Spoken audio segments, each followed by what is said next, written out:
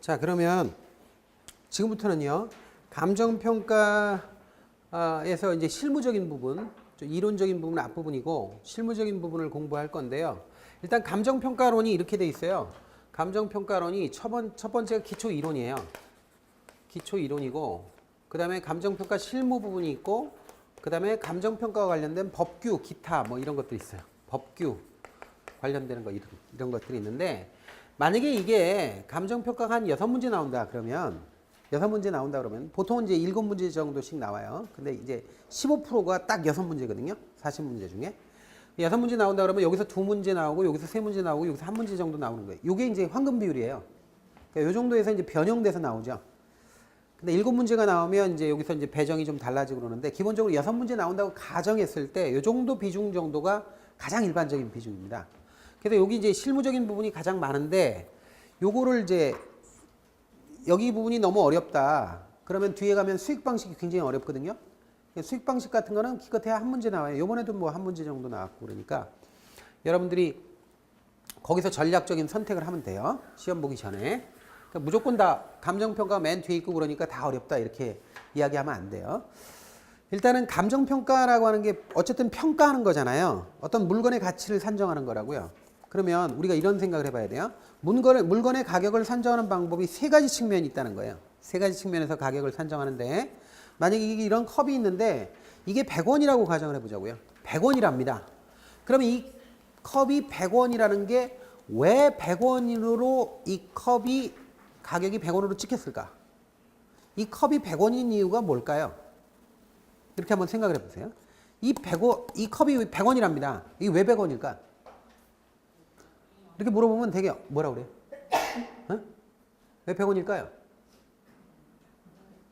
이 컵을 만드는데 100원어치 들어갔겠지. 그렇게 생각하는 게 가장 일반적인 거 아니에요? 그게 뭐냐면, 어떤 물건의 가치는 그 물건을 만드는데 투입된 비용을 합해 놓은 것이다 하는 관점이 가장 일반적인 관점이에요. 우리가 어디 가가지고 물건을 산다고 할 때 가격이 얼마예요?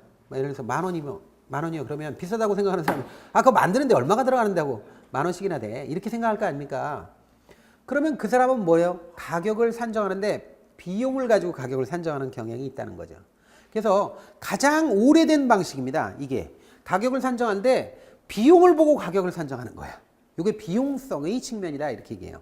비용을 봐서 그 물건을 만드는데 투입된 비용이 얼마냐, 그것을 기준으로 가격을 산정하는 방법이 첫 번째 방법이 있어요. 가격을 접근하는데. 자, 그런데 그것만 있느냐? 그게 일반적으로 이런 거죠. 어떤 물건을 생산물을 만든다고 할 때 생산물을 만들기 위해서는 생산의 3요소라고 여러분들이 배운 게 있어요.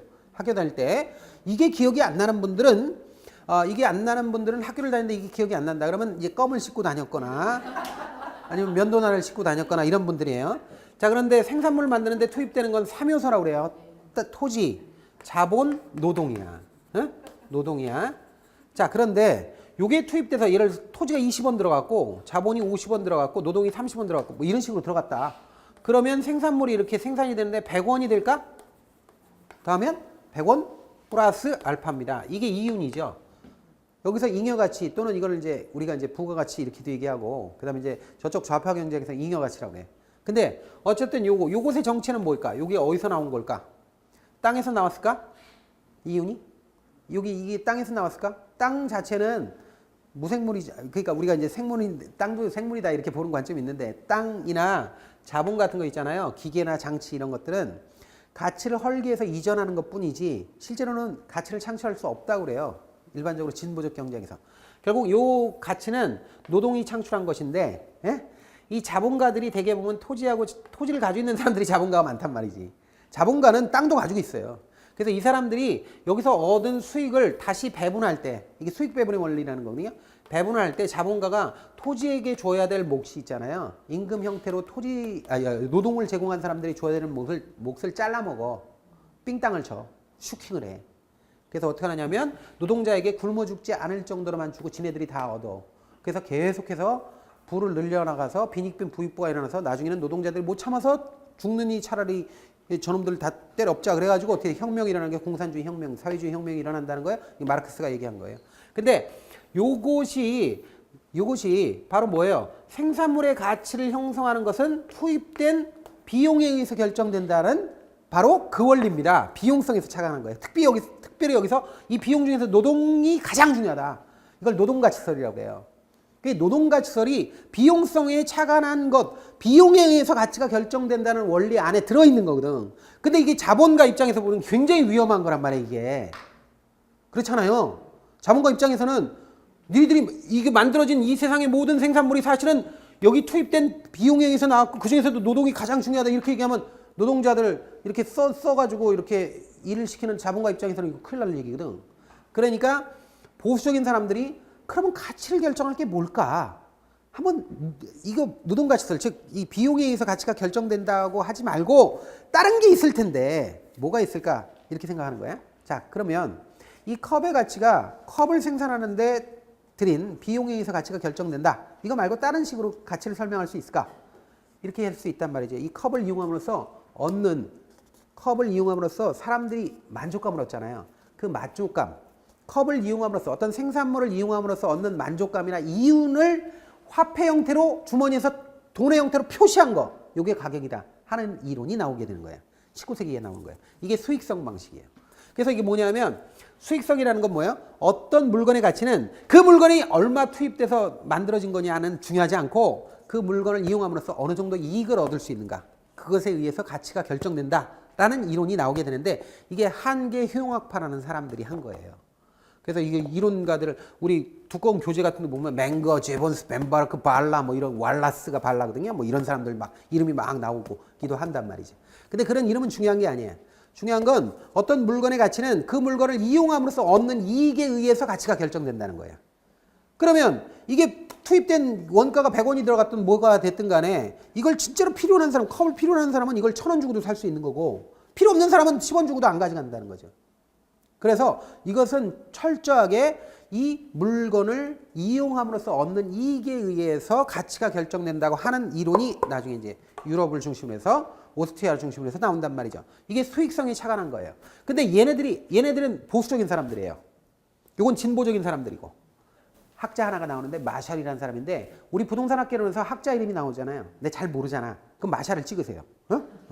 근데 마샬이 제일 많이 언급돼. 근데 이 마샬이라는 사람이 그렇게 싸우지 마라 이거야. 싸우지 마라. 간단하다. 그게 그 물건의 가격은 그 물건을 만드는데 얼마가 들어갔느니 그 물건을 이용함으로써 어느 정도의 이익을 얻느니 이런 거 따질 필요 없이 시장에서 그 물건이 얼마에 거래되는지만 알면 된다는 거예요. 시장에서 만약에 그 물건이 100원에 거래된다는 얘기는 잘 보세요. 이 물건이 100원에 거래된다는 얘기는 100원에 파는 사람 입장에서 생산해서 파는 사람 입장에서는 100원이 생산비보다 많으니까 파는 거야. 그렇잖아. 그리고 100원에 사는 사람 입장에서 보면 이 물건을 이용함으로써 얻는 만족감이 100원보다 크기 때문에 사는 거야. 그렇잖아요. 아니 이걸 사가지고 내 만족감이 80원밖에 안 되는데 100원 주고 왜 사? 그러니까 이거는 사실은 그걸 돈을 주고받고 거래한다는 것 자체는 비용도 만족하고 수익도 만족하기 때문에 시장에서 거래되는 거잖아요. 그 가격에. 그러니까 비용이 얼마고 수익이 얼마고 굳이 따질 필요 없다는 거죠. 시장에서 이 물건이 또는 이거하고 비슷한 물건이 거래되는 것만 보면 그 가격은 둘 다 만족한다는 거죠. 그러니까 딴 거 볼 필요 없이 시장에서 그냥 가격을 구하면 된다. 이렇게 이야기하는 게 나중에 나옵니다. 그래서 순서는 첫 번째, 두 번째, 세 번째인데 그냥 우리 교재는 이 순서 이렇게 무시하게 그냥 이렇게 돼 있어요. 대개 보면. 자, 그러면 세 가지 측면에서 가격을 구할 수 있다는 거네. 어떤 물건의 가격을 투입된 비용에 의해서 구할 수도 있고 그 다음에 그 물건을 이용함으로써 얻는 이익이 얼마냐를 기준으로 해서 구할 수도 있고 그 다음에 시장에서 그 물건하고 똑같거나 비슷한 물건이 얼마에 거래되느냐를 조사하면 구할 수 있다. 세 가지 측면이 있죠. 그래서 가격은 세 가지 측면이 있는데 이것을 실제로 감정평가할 때 이걸 이용해서 세 가지 방식이 나와요. 세 가지 방식이 뭐예요? 3방식이라고 그러죠. 원가 방식, 비교 방식, 수익 방식이라고 그래요. 비용성이 착안하면 원가 방식, 시장성이 착안하면 비교 방식, 수익성이 착안하면 수익 방식이야. 여기다 X는 왜 썼는지 모르겠어. 이 사람이 X 아니고 맞아요. 그래서 원가, 비교, 수익 방식이 나와요. 그러면 여기에 따라서 자 보세요. 여기에 따라서 원가 방식, 비교 방식, 수익 방식 세 개가 나왔는데 여기서요. 우리가 부동산 가격이라는 거는 가격만 있는 게 아니에요. 가격만 있는 게 아니라 부동산 가격은 부동산이 오래 가잖아요. 그러니까 부동산의 교환 가치를 결정하는 가격만 있는 게 아니라 매매 시장에서 결정되는 가격만 있는 게 아니라 일정 기간 동안에 그 부동산을 빌려주고 얻는 임대료도 넓은 의미의 가격이에요. 그러니까 가격은 교환 대가인 가격뿐 아니라 사용 수익의 대가, 즉 용익 대가인 임료까지 포함되는 거거든. 그래서 3방식에서 각각 가격도 구할 수 있고 임료도 구할 수 있어요. 가격 임료, 가격 임료, 가격 임료 이렇게 하면 6개의 방법이 나와요. 3방식에 따라서 6개의 방법이 나온다고. 가격 임료, 가격 임료, 가격 임료 이렇게 하면 그럼 6방법이라고 그래요. 6방법이 이렇게 된다는 거예요. 원가 방식으로 가격을 구하는 걸 원가법이라고 그래요. 임료를 구하면 적산법이라고 그래요. 그다음에 비교 방식으로 가격을 구하면 거래사례 비교법이라고 그러고 임료를 구하는 방식은 임대사례 비교법이라고 그래요. 그다음에 수익 방식으로 가격을 구하면 수익 환원법이라고 그러고 그다음에 임료를 구하면 수익 분석법이라고 그래요. 여러분들 이거 바로 쳐가지고 시험에 잘 내요. 에?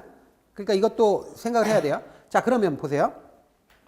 그러면 각각의 방법이 있을 거 아니에요. 그러면 봐세요. 똑같은 물건이 있는데 원가법으로 구한 가격하고 거래사례 비교법으로 구한 가격하고 수익 환원법으로 구한 가격이 똑같이 나올까 다를까? 다르단 말이에요. 원래는 똑같이 나와야 돼.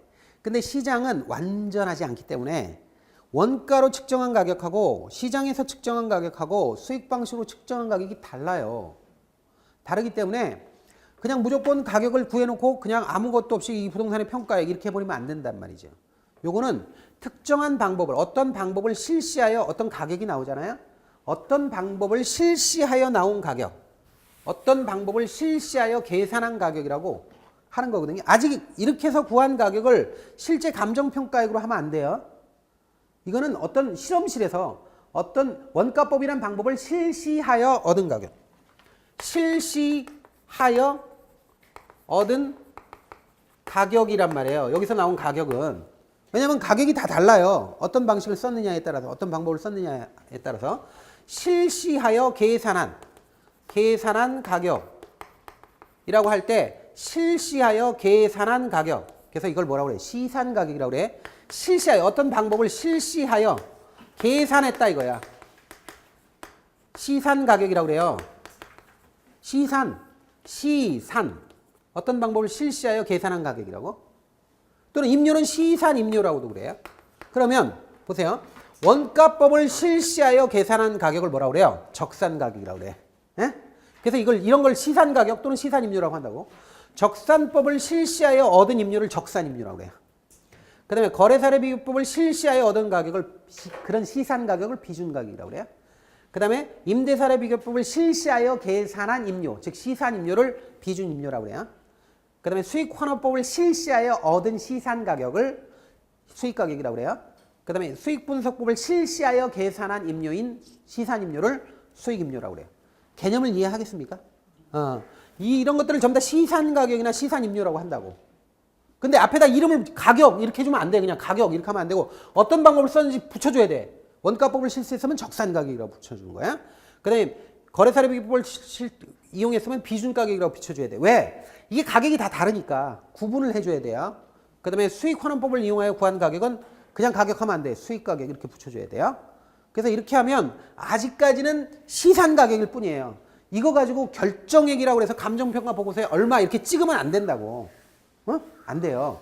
안 되고 아직까지는 요거는 아직 실험실에서 나온 가격이야. 그러면 똑같은 부동산이라도 세 가지 방식을 같이 다 쓰라고 권장하고 있어요. 우리나라 감정평가에 관한 규칙에서는. 그러면 만약에 똑같은 이런 부동산이요. 이건 호텔이에요.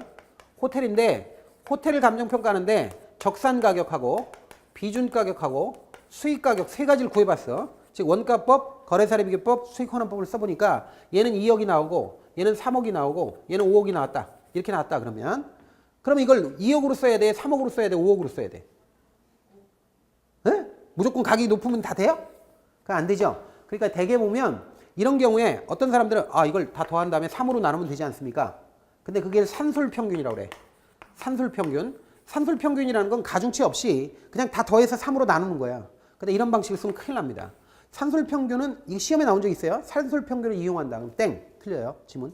산술평균은 생 무식한 방법이에요. 이렇게 쓰면 안 되고 만약에 호텔이잖아요. 호텔이면 수익을 얻는 게 굉장히 중요하죠. 그렇기 때문에 여기다 가중치를 50%를 둬. 근데 얘는 뭐 20%도 0.2. 얘는 뭐 30%도 이런 식으로 한다는 거죠. 에? 그래서 2억 곱하기 30%만 반영하고 그 다음에 3억 가격은 20%만 반영하고 그다음에 가장 중요한 게 수익성 부동산이니까 5억 곱하기 50%를 반영해서 가격을 산정한다. 이런 식으로 한단 말이죠. 그럼 2, 3은 6, 6천만 원에다가 3, 2, 6, 6천만 원 똑같죠? 1억 2천에다가 5, 25니까 2억 5천. 이렇게 해서 여기다가 1억 2천 이렇게 더해가지고 3억 7천 이렇게 해가지고 이렇게 가격을 산정한다는 거지 이게. 그래서 이런 거를 뭐라 그래요? 가중평균하는 거예요. 가중평균한다. 이렇게 가중치를 둬서 평균하는 방식을 쓰거나 아니면 나중에 요런 부동산은 주방식을 요걸로 해. 그리고 보조적으로 이걸 써. 아니 요 방식은 이걸로 해. 그리고 보조적으로 이게 안 되면 요거 써. 이런 식으로 감정평가 규칙에서 물건마다 정해놨어요. 그런 게 시험에 나올 수 있는 거예요. 아시겠죠? 다시 이걸 산술평균하면 안 되고 가중치를 둬서 평균하거나 아니면 감정평가에 관한 규칙이라고 있어요. 우리나라 건설교통부 장관이 부령으로 옛날에 했던 거. 근데 그거는 뭐예요? 토지의 경우에는 거래사례비법을 쓰고 건물의 경우는 원가법을 원칙으로 쓰고 과수원은 비준가격을 원칙으로 쓰고 이런 식으로 돼 있단 말이에요. 그 원칙으로 뭘 쓰고 보조적으로 뭘 쓰라 이런 식으로 주방식, 부방식 이런 식으로 기술돼 있어요. 그래서 그게 나올 수도 있다고 시험에. 근데 전체 그림을 이해하셔야 돼요. 자 보세요.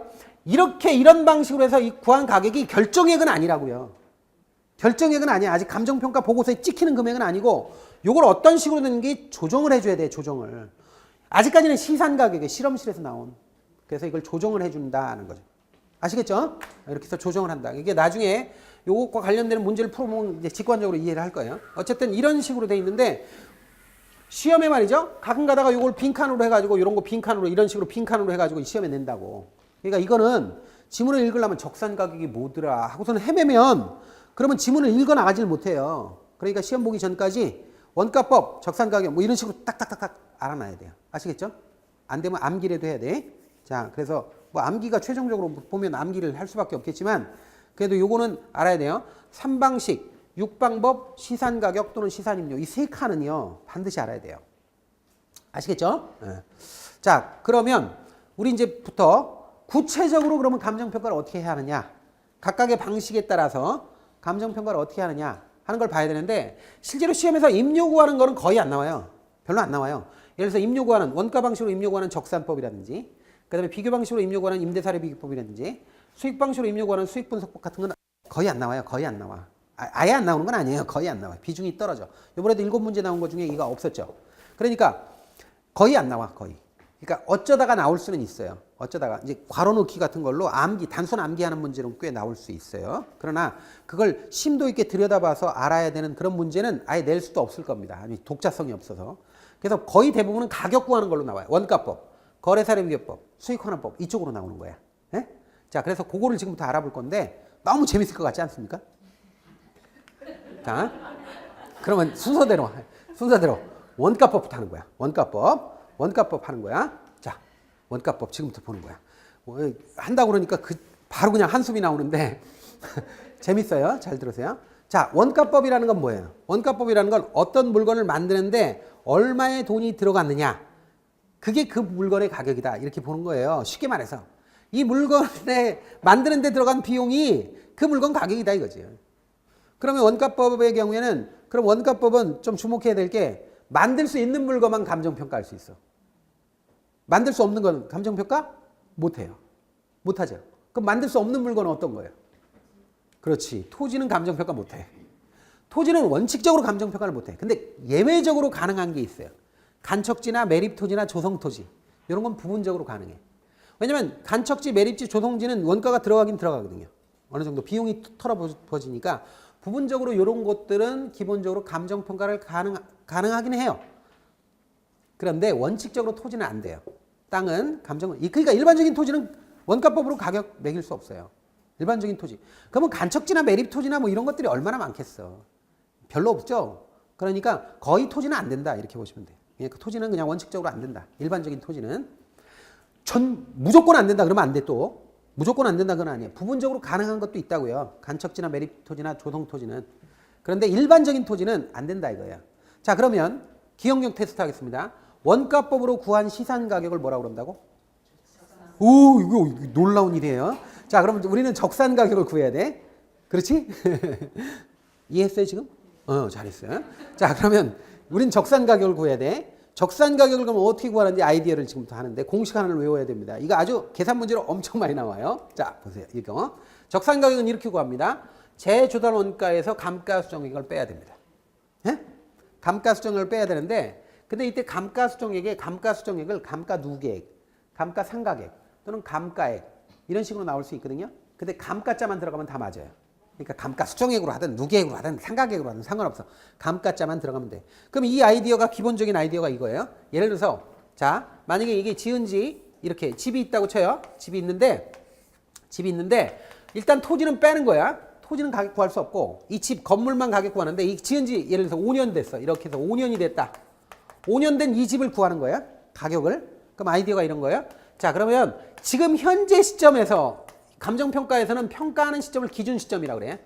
기준 시점. 그게 지금 평가하는 이 시점. 기준점 이 시점에 이 부동산을 완전히 새 걸로 똑같이 만드는 가격을 구해요. 완전히 똑같이 새 걸로. 5년 전에 지을 때 가격이 아니에요. 그게 지금 현재 시점에서 기준 시점에서 완전히 똑같이 새 걸로 똑같이 새 걸로 만드는 비용을 구합니다. 그렇죠? 그러면 예를 들어서 이게 10억이라고 쳐봐. 그러면 10억이면 10억이 가격이야. 그러면 안 되지. 안 되지. 왜냐? 5년 동안 헐었잖아. 헐었잖아요? 헌 만큼을 얼마치 헐었나 조사해. 금 간 거, 떨어진 거, 부서진 거, 날아간 거, 뺑기 벗어진 거, 뭐 다 기울어진 거, 이거 물 비새는 거 이런 거 다 계산해. 그래서 그게 얼마 정도의 손실이 있는지를 계산해요. 그게 감가상각액이야. 가치가 감가란 말이 뭐예요? 가치가 줄어들었다 이거지. 그 금액을 계산해서 빼주는 거야. 빼주면 요거 가격 나오죠? 그렇지. 10억에서 만약 2억어치 헐었다. 그러면 어떻게 되는 거야? 적산 가격은 8억. 이런 식으로 이제 계산을 한다는 거죠. 이해가 됩니까? 네. 그래서 이런 식으로 기본 아이디어는 이렇다 이거예요. 그래서 굉장히 이론적이에요. 이론적이에요. 그래서 다시 말씀드리면 적산 가격이 이런 거다. 5년 지난 부동산이 있다. 그러면 요거를 새 걸로 다시 만드는 가격을 일단 구해요. 기준시점 현재. 근데 이거 취득 시점 현재로 그러면 안 돼요. 처음에 5년 전에 지을 때 가격이 아니야. 지금 현재 시점에서 다시 지을 때 가격이에요. 그래서 이걸 다시 지을 때 가격으로 해서 재조달 원가라고 한다고. 조달 원가가 아니야. 조달 원가가 아니라 재조달 원가라고요. 지금 기준 시점 현재 새롭게 똑같이 지을 때 가격을 구한 다음에 헌 거 조사해서 빼준 거예요. 헌만치의 가치 계산해서 빼준다. 그래서 각각 적산 가격이 재조달 원가 마이너스 감가수정액이 된다라는 거죠. 이걸 좀 도형화하면 이런 거예요. 지은 지 5년 된 주택이 있다라고 가정해. 그러면 요 시점이 기준 시점이란 말이에요. 그 요 시점에 새롭게 만드는 가격을 재조달 원가라고 그래. 그러면 재조달 원가를 구해. 그 5년 지났잖아. 그죠? 그럼 5년 지난 만큼 헌 만큼을 빼줘요. 요 5년 지난 동안 헌 만큼의 가치를 이렇게 빼줘. 만약에 재조달 원가가 1억이다 그러면 1억에서 이만큼 빼준 거야. 헌 만큼. 빼주면 적산 가격이 나오는 거죠. 이해가 됩니까? 그러니까 이렇게 한다 이거예요. 그러면 이제 알아야 될 게 재조달 원가가 뭐냐 이거예요. 재조달 원가가 뭐냐? 그리고 어떻게 구하느냐 이거예요. 자 보세요. 재조달 원가가 뭘까? 그리고 어떻게 구할까? 그다음에 감가수정액은 뭘까? 그리고 어떻게 구할까? 이렇게 이제 두 가지가 이제 과제로 남는데 재조달 원가를 어떻게 구할까는 시험에 거의 안 나와요. 총가격적산법, 부분별 단가 적용법, 뭐 비용지수법 해가지고 옛날에 연락에 외우고 그랬는데 그거 안 나오는 거 왜 열심히 그렇게 할 필요 없어. 어쩌다가 나올 수도 있죠. 그럼 3번 찍으세요. 자, 요거 재조달 원가가 있는데 요거는 뭐냐가 주로 나와. 뭐냐. 그 다음에 감가수정액이 뭐고 어떻게 구하느냐. 이 중에 뭐냐는 거의 안 나오고 어떻게 구하느냐가 나와요. 그러면 먼저 재조달 원가가 뭐냐부터 알아야 돼요. 일단 이런 겁니다. 재조달 원가는요. 첫 번째 기준 시점의 가격이에요. 무슨 얘기냐면 5년 전에 지을 때 이 부동산 가격이 10억이었어. 그럼 5년 후에 지금 시점에서 재조달 원가도 10억이다. 그러면 큰일 나요. 왜냐면 5년 전에는 10억이었지만 지금 똑같이 지으려면 그 10억이 된다는 보장이 없잖아. 그래서 재조달 원가라는 거는 현재 시점, 평가 시점인 기준 시점의 가격이지 처음에 지을 때인 취득 시점이나 신축 시점이나 이런 게 아니라는 거예요. 그러니까 재조달 원가는 취득 가격이나 장부 가격이 아니에요. 그게 아니라 신축 시점의 가격도 아니에요. 지금 기준 시점 현재 똑같이 짓는 가격이라고. 그러니까 다른 거예요. 처음에 지을 때 가격이 아니야. 두 번째는 새 걸로 지을 때 가격이야. 헌거, 중고 상태를 재현한 게 아니에요. 지금 새 걸로 지을 때 가격이야. 그 자재와 공법과 똑같이 해가지고 새 걸로 지을 때 가격이고, 세 번째는 도급 방식 기준이야. 도급 기준이라는 건 이 건물을 지을 때 직영건설에서 주인이 직접 지었다 하더라도 주인이 직접 짓는 걸로 해가지고 가정하면 안 돼요. 안 되고, 도급이라고 하는 거 민법에서 도급 배웁니까? 14개 전형 계약이라는 게 계약 배우잖아. 민법에서 계약 안 배워? 계약 배우죠? 계약 배우면 여러 가지 계약 형태가 있다고, 전형 계약이라고 그래가지고 매매, 임대차, 사용대차, 뭐 종신정임, 현사건강고, 뭐 위임, 임치, 도급, 고용 뭐 해가지고 쭉 있다고. 14개 뭐 무명계약, 이게 부동산 계약은 무명계약에 들어가는 거, 뭐 그런 거 아니에요. 그러니까 부동산 계약이 뭐 대리야? 위임이야? 임치야? 고용이야? 도급이야? 뭐야? 그러니까 이 중에 도급이라는 게 있단 말이에요. 도급. 그 도급을 기준으로 하는 건데, 도급은 일의 완성을 대가로 해서 급부를 지급하기로 하는 계약이에요. 그런데 이 도급에는 반드시 이윤이 들어가요. 그래서 우리가 보통 직영건설이 했다 하더라도, 집주인이 직접 지가 건설했다 하더라도 도급 기준을 가정하는 것은 도급 받은 사람의 이윤까지도 원가에 집어넣어야 된다는 얘기야. 그래서 이윤이 들어가야 된다는 걸 꼭 명심해야 돼요. 이게 얼마 전에도 시험에 나왔어, 이게. 이윤이 포함되느냐 안 되느냐, 이게 중요한 거예요. 그래서 수급인, 도급 받은 사람의 이윤도 포함시켜야 된다. 그것도 원가다. 이윤이 없으면 여러분들 일해요? 안 하지. 이윤이 없는데 무슨 일을 해. 시장경제체제에서 모든 인간은 경제학적으로 이기적인 존재입니다. 이기적 존재는 자신의 이윤을 극대화하는 존재예요. 이거를 인정한 거예요. 이걸 인정한 체제를 자본주의 체제라고 한다고. 그래서 이윤이라는 것이 원가에 들어간다. 이때 이윤은 물론 정상 이윤이에요. 적정 이윤, 정상 이윤이지 초과 이윤, 떼돈 이런 건 아니야. 근데 어쨌든 이윤이 포함된다 하는 거 알아놓으세요. 그래서 제조단가는 기준 시점의 가격이고, 새 걸로 지을 때 가격이고, 아무 말도 도급 기준이에요. 이윤이 포함된 도급 기준이다라는 거예요. 그런데 문제는 제조단가는 두 가지 방식으로 구할 수 있다. 첫 번째는 아무 말도 없이 원칙적으로는 재생산 비용이에요. 재생산 비용은 복조원가 또는 복제원가라고도 하는데, 이건 물리적으로 완전히 똑같은 부동산을 새 걸로 지을 때 가격을 이야기하는 거예요. 물리적으로 똑같은 부동산을 새 걸로 지을 때 가격으로 구하는 게 원칙이에요. 제조원가는. 지금 제가 얘기했듯이 새 걸로 똑같이. 이게 원칙이라고. 이게 바로 재생산 비용이고 복조원가라고도 해요. 복제원가 또는 복조원가. 복조라는 말이 복자가 이게 복자가 이게 카피한다 할 때 뜻의 복자예요. 복자가 복사한다 할 때 복자라고. 복사한다 할 때 이 복자 쓴다고 이게. 그리고 조는 만들 조자잖아요. 그러니까 만든다. 그러니까 복사한 듯이 똑같이 만든다 그런 뜻이야. 복제, 복조 같은 말이란 말이에요. 그래서 물리적으로 똑같이, 여기서 물리가 중요한 거예요. 물리적으로 똑같이 새 걸로 만들 때의 가격. 이게 원칙이란 말이죠. 그런데 이 부동산이 말이죠. 지은 지가 한 20년 됐어. 근데 20년 전에는 이 자재도 있고 이런 공법도 썼어. 근데 요즘엔 그런 자재조차도 없어. 건축 자재도 없고 그렇게 똑같은 공법으로 지을 수도 없어. 자, 이렇게 되면 물리적으로 똑같이 만드는 걸 전제로 해서 가격 구하는 게 불가능해요. 너무 오래된 건물은. 그 다음에 그동안에 뭐 공법이 바뀌었거나 유행이 바뀌었으면 그거 똑같이 만드는 게 의미가 없어져. 그렇게 되면 어떻게 하냐면 그 부동산이 하고 있는 일이 있죠. 지금 하고 있는 역할을 하고 있잖아요. 그 일을 똑같이 할 수 있는, 물리적으로는 똑같지 않아요. 물리적으로는 같지 않지만 하고 있는 일을 똑같이 할 수 있는 다른 부동산을 만들 때 들어가는 비용을 구합니다. 그걸 뭐라고 그래요? 대체 비용 또는 대치원가라고 그래요. 기능적으로 똑같은 일을 할 수 있는 부동산을 만드는 데 들어가는 비용을 구합니다. 물리적으로 똑같이 못 만드니까 기능상, 효용상 동일한 일을 할 수 있는 부동산을 다시 만들 때 들어가는 비용이 얼마냐? 이런 거예요. 이해가 되세요? 그런 걸 대체 비용 또는 대치원가라고 그래요. 그러니까 그 부동산하고 똑같이 수 있게 샥 대출하는 거지. 그 부동산을 만드는데 요거는 물리적으로 똑같은 건 아니에요. 똑같은 건 아니고 기능이나 효용이 똑같은 부동산인데 지금 현재 하는 기능 그대로를 하잖아요. 그대로 똑같은 걸 만들잖아요. 그러니까 중고 상태를 재현하는 거예요. 이것도. 중고 상태면 중고 기능을 똑같이 지금 헐어가지고 기능이 떨어진 거 그 기능 현재 시점에서 똑같은 기능을 하는 다른 부동산을 지을 때 들어가는 비용을 여기다가 감안한다 이거죠. 근데 자 보세요. 그래서 이렇게 대체 비용으로 대치원가를 쓰잖아요. 그러면 얘는 기능이나 효용이 똑같은 부동산이기 때문에 나중에 헛만큼의 가치를 뺄 때요. 이렇게 뺄 때 기능적으로 허한 건 빼지 않아요.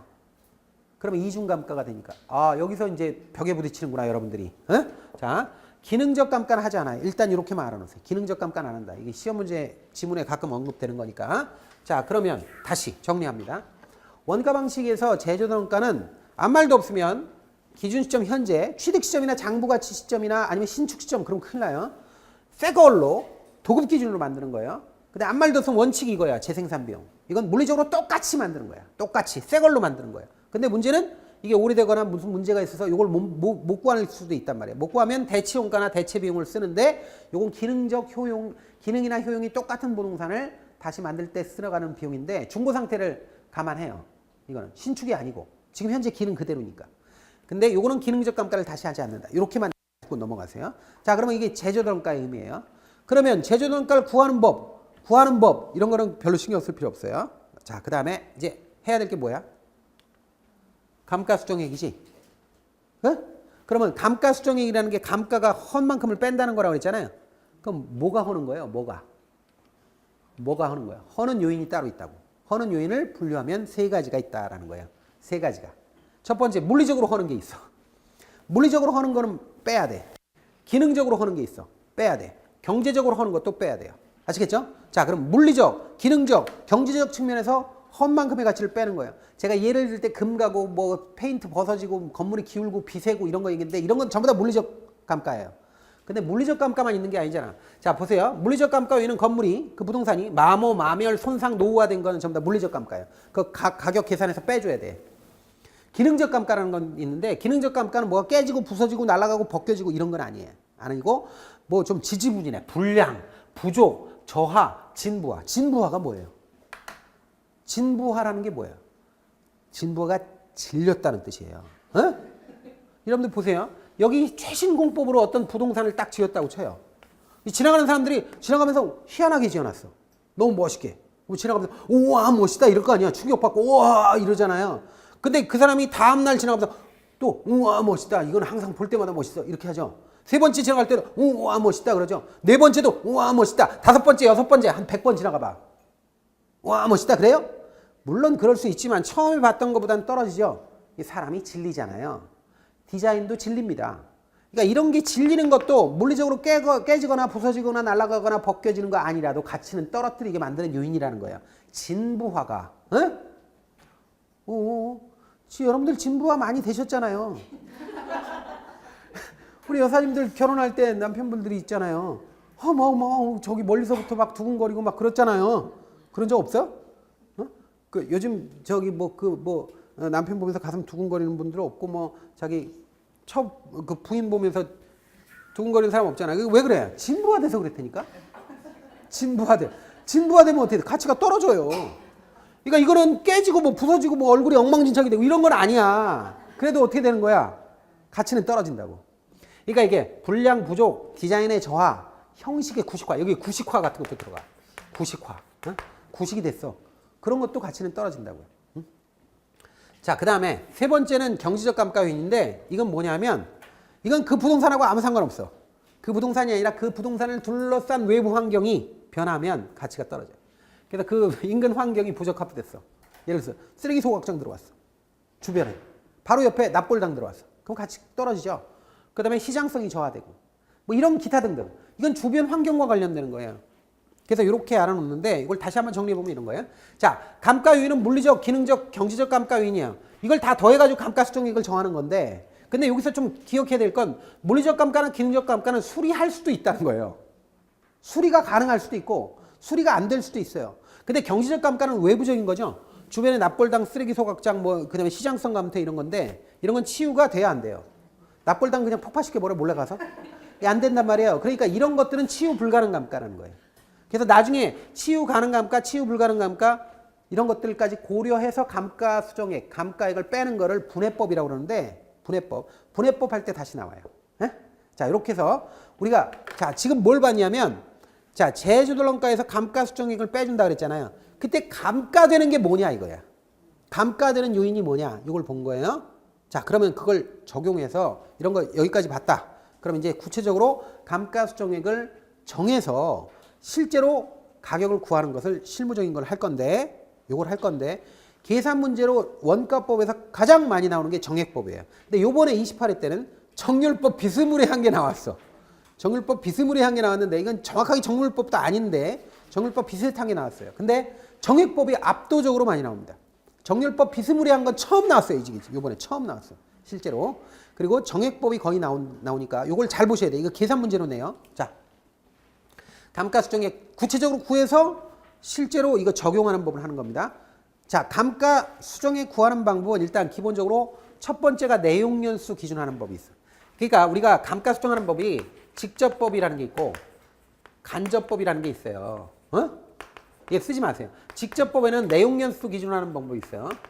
내용연수를 기준하는 연수수명법이라고 그래요. 그 다음에 두 번째가 이게 쓰지 마세요. 두 번째가 관찰감가법이 있어요. 관찰감가법 할 거예요.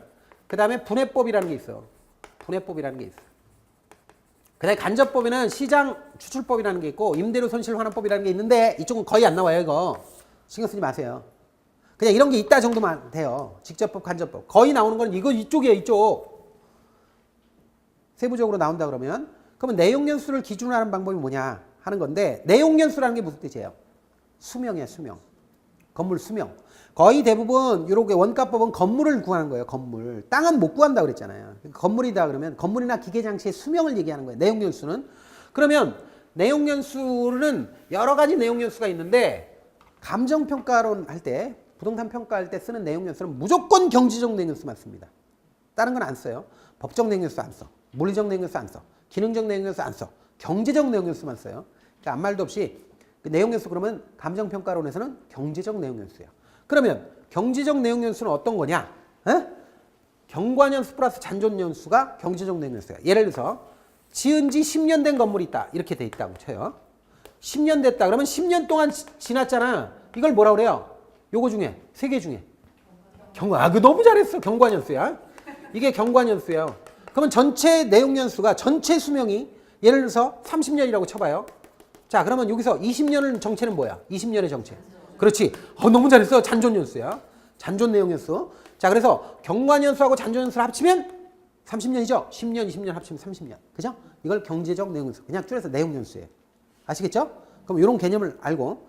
자, 그러면 정액법. 계산 문제로 이게 엄청 많이 나오는 거예요.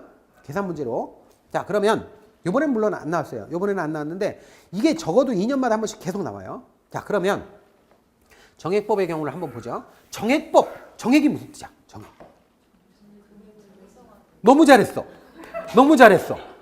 정액이라는 건 액수가 정해져 있다. 액수가 정해져 있다. 정해진 액수를 얘기하는 거야.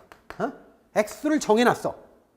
매년 까는 액수를 정해놓은 거야. 매년 까는 액수를, 까는 게 감가하는 액수야. 감가하는 액수를 정해놓은 게 정액법이에요. 너무 잘했어요. 똑똑해. 자, 보세요. 이거 좀 복잡하게 했는데, 자, 다시 한번. 자, 이걸 제가 제키고, 이거 너무 생각하지 말고, 이게 하나하나 써가면서 해야 되는데, 자, 보세요. 만약에 예를 들어서 지은 지 5년 된 건물이 있다고 쳐. 5년 된 건물이 있는데, 이때 제조단가가 1억이라고 치자고요. 제조단가를 어떻게 구했는지는 빼고 일단 생각하지 말고, 제조단가는 지금 기준점 현재 새거로 똑같이 만드는 게 제조단가야. 1억이라고 치자고요. 근데 이거 시험에서는 뭘 주느냐면 내용연수를 줘요. 내용연수 20년이다 이런 식으로 줘. 20년 이렇게 줬다고 쳐요. 그리고 내용연수 끝나고 나서 경제적 내용연수가 끝났다고 그래서 이 건물의 수명이 완전히 끝난 건 아니고 약간 남는 수명 동안에 다른 용도로 이용할 수도 있고, 그 다음에 그게 이제 철거한다 하더라도 자재 같은 거 팔면 조금 남을 수도 있어요. 그래서 이때 남는 가치, 자, 이거 경제적으로 이용이 끝났다 하더라도 남는 가치가 있을 수 있는데 이걸 잔존가치라고 그래요. 잔존가치. 잔존가치를 줄여서 잔가라고 그런다고. 잔가. 근데 만약에 잔가를 금액으로 주는 경우는 시험에 별로 없어요. 뭘로 주느냐면 퍼센테이지로 줘. 만약에 잔가율 이렇게 놓고 잔존가치가 남는 비율을 20% 이렇게 줬다고 쳐봐요. 이거는 이해하면서 들어야 돼. 공식도 뭐 특별한 거 없어요. 자, 그럼 보세요. 만약에 여기서 잔존가치율을, 잔가율을 20% 줬다라고 해보자는 말이에요. 그럼 이게 무슨 뜻이냐면 새 건물이 수명이 끝나면 20% 남는다는 뜻이야. 가치가. 그러면 자, 이 제조단가의 정체는 새 걸로 만들 때 가격이라고 그랬죠? 그러면 새 거 가격이 1억인데 나중에 내용연수 끝나고 나면 얼마 남는다는 얘기지? 2천만 원 잘했어요. 2천만 원 남는다. 2천만 원을 뭐라고 부를까? 그렇지. 잔존가치. 줄여서 잔가 이렇게 얘기한단 말이야. 그러면 2천만 원이 남으면 이 20년이란 기간 동안에 얼마치가 헌다는 얘기지? 그렇지. 8천만 원. 이걸 감가총액이라고 그래요. 8천만 원. 8천만 원 남는다고. 그러면 8천만 원이 나오면 아주 간단하게 1년에 얼마씩 헌다는 얘기일까요? 나누기 20년 하면 되지. 그러면 얼마가 나오죠? 400만 원이 나오잖아요. 그럼 이 400만 원이 뭐야? 정액이다 이거야. 이게 정해진 금액 아니에요? 그러니까 아주 간단하게 골차포. 그러니까 전체 기간 동안 허는 금액을 정해놓고 연수로 쪼개. 그러면 1년에 얼마씩 하는지 딱 나오지. 그죠? 아니 쉬운 거예요 그냥. 자, 제조단가에서 잔가율 중에서 잔존가치를 빼줘. 그러면 전체 기간 동안에 허는 금액이 나와 8천만 원. 그러면 연수로 쪼개. 그러면 정액이 나와요. 그러면 정액이 나왔으니까 게임 끝난 거예요. 제조단가 마이너스 감가수정액이라고 그랬지? 공식이? 제조단가 얼마? 1억. 마이너스 이제 감가수정액인데 감가수정은 1년에 400만 원 곱하기 몇 년 지났어요? 5년이잖아요. 그러면 이게 얼마예요? 4, 5, 20, 2천만 원이죠? 평가액은 8천만 원이 나오죠? 그럼 8천만 원을 우리가 뭐라고 한다? 적산가격이라고 그러죠. 적산가격. 요거 약간 비틀어서 낼 뿐이에요. 시험에서는. 요거 약간 뭐 제조단가 구하는데 조금 트릭 쓰고 뭐 이런 거 저런 거 조금 숫자 좀 더 복잡하게 하고 이런 식이에요. 시험에서 내는 거는. 그래서 요런 방식으로 하는 건데 이게 정액법이에요. 정액법은 그냥 제조단가 마이너스 감가수정액 하는데 감가수정액은 정액을 구하는 거예요. 1년에 얼마씩 하는지. 그거는 전체 내용연수 기간 동안에 감가총액을 구해서 감가총액은 제조단가에서 잔존가치를 빼주면 돼. 그러면 그 감가총액을 구한 다음에 연수로 쪼갠 거예요. 그냥. 연수로 나눠 놓은 거예요. 그러면 정액 딱 나오죠. 1년에 얼마 하는지 딱 나오면 1년에 하는 금액에 경관연수만 곱하면 나오잖아요. 경관연수만 곱하면 감가수정액이 딱 나온다고. 그래서 이걸 제조단가에서 빼주면 되는 거죠. 복잡할 것 같은데 연습을 하면 그렇게 복잡하지 않아요. 계산 문제 연습을 계산기를 막 두드리면서 연습을 하는 거예요. 자, 그러면 이 방법에 대해서 좀 생각해 봅시다. 이 방법은요. 매년 똑같은 금액씩 400만 원씩 한다고 보는 거죠. 그럼 어떤 부동산이 이렇게 매년 똑같이 하는 부동산이 있어요, 없어요? 이게 현실적으로 이게 말이 됩니까? 아니 건물이 맨날 400만 원씩 똑같이 하나? 그건 아니죠. 그러니까 이건 현실적으로는 이게 거의 설득력이 없어요. 그럼에도 불구하고 이걸 쓰는 데가 있다고. 건물이나 구축물에 보통 쓰는데 건물이나 구축물은 일일이 1년에 얼마씩 하는지를 알 수가 없어요. 그러니까 가정을 그냥 하는 거예요. 1년에 그냥 400만 원씩 벌어. 이렇게 그냥 가정을 하는 거예요. 그래서 건물이나 구축물에 주로 쓴다 하는 거예요. 이해가 됩니까? 자, 그러면 이렇게 보는 거예요. 자, 그래서 정액법은 이해가 되시죠? 계산 문제로 가장 많이 나와요. 감정평가에서. 정액법이. 자, 그 다음에 두 번째로 내용연수 기준하는 방법. 자, 보세요. 내용연수를 기준하는 방법이 있는데 이게 직접법 중에 첫 번째인데 그 다음에 관찰각값법, 분해법인데 그거 좀 별로 중요하지 않아요.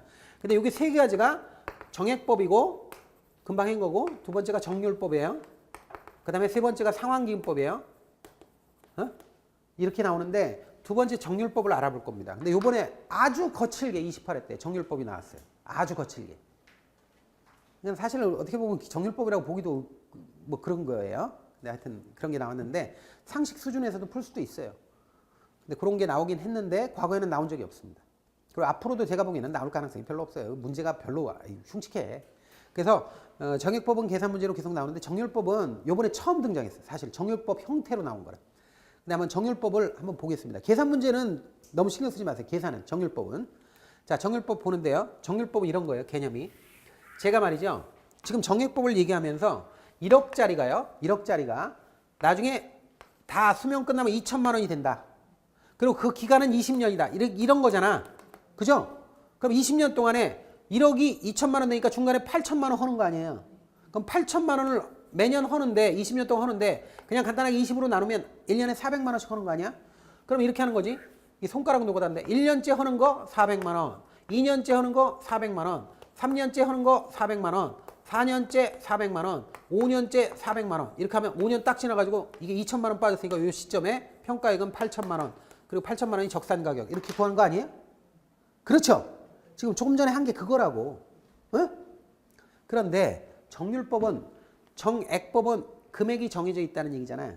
근데 정률법은 뭐가 정해져 있다? 비율이 정해져 있다. 특히 감가율이 정해져 있다는 아이디어입니다. 그러면 금액이 똑같은 게 아니라 비율이 똑같다. 이런 거죠. 예? 그러면 잘 생각해 보세요. 지금부터 잘 생각해 보는 거야. 자, 1억이 20번 감가가 되면 20번 가치가 떨어지면 2천만 원이 딱 되게 만드는 비율이 찾아보면 있을 것 같아요? 없을 것 같아요? 있다고. 근데 그 비율을 구하라는 문제는 절대 못 냅니다. 절대 못 냅니다. 에? 그거는 내부 수익이라고 비슷해요. 20번 타임테이블 집어넣고선 때려야 되니까 이건 절대 못 냅니다. 그래서 우리가 가정을 하자는 거예요. 가정을 해서 만약에 1억에 대해서 2천만 원을 20년 동안 이렇게 똑같은 비율로 줄었을 때 2천만 원이 딱 되게 만드는 비율이 가정을 해서 10%라고 가정을 해보죠. 10%라고. 응? 가정을 하는 거예요. 실제로 그런 건 아니에요. 10%로 가정하자. 그럼 매년 0.1씩 줄어든다. 10%씩 줄어든다고 가정을 하잔 말이에요. 그러면 어떤 현상이 일어나는가? 요걸 보는 거예요. 감가액을. 자, 그러면 우리는 1억 하면은 단위가 너무 커. 우리한테는. 2천만 원 해도 금액이 크니까 1억을 100원으로 바꾸고 2천만 원을 20원으로 바꾸자. 그렇게 해가지고 한번 보는 거야. 자, 보세요. 자, 100원이 나중에 20원 된다라고 했을 때 매년 10%씩 준다고 했을 때 첫 해 감가액 얼마냐? 첫 해는 100원에 10%니까 10원이 1년째 나가죠. 그죠? 빼면 90원 남죠. 그 다음에 감가율 똑같이 정률이니까 10%죠. 그럼 그 다음에 9원이 빠지죠. 자, 이게 감가액 아니야? 첫 해는 10원. 둘째는 9원이 감가액인데 비율은 똑같죠? 0.1. 100원에 0.1이니까 10원. 90원에 0.1이니까 10%니까 9원 아니야? 3년째는 얼마야? 여기 0.1 적용하면 8.1원이니까 8.1원. 어? 이게 8.1원이야. 8.1. 이게 9원 빼면 81원인데 81원에 0.1이니까 8.1원이지. 얼마야? 그다음 몰라. 어? 그래도 중요한 건 뭐예요? 비율은 똑같죠. 비율은 똑같은데 금액은 줄어들잖아. 가면 갈수록 어떻게 돼요? 비율이 금액이 작아진다. 근데 감가율은 똑같다. 감가율은 똑같은데 감가액은 줄어든다. 이게 특징이에요. 그것만 알면 되는 거예요. 그래서 이게 감가율은 동일한데 그래서 정률이에요. 그런데 감가액은 줄어든다는 거지. 그러면 이게 어디서 쓰여져요? 초기에 많이 감가가 되죠. 초기에는 10원, 뭐 9원, 8원, 8.1원 이런 식으로 가잖아요.